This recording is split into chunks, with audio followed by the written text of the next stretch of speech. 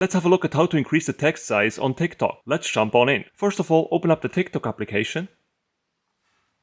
Then in the lower right corner of the screen, tap on Profile. Next, in the upper right corner of the screen, tap on the 3 horizontal lines icon. At the bottom, select Settings and Privacy, then scroll down and tap on Accessibility. At the top you will then find text size, so tap on it. And you can then use the slider at the bottom to adjust the text size. Finally, tap on Adjust. And confirm by tapping on Adjust again. You will then need to relaunch the TikTok app. And you have now successfully increased the text size on TikTok. Please note that this feature has not yet rolled out all around the world.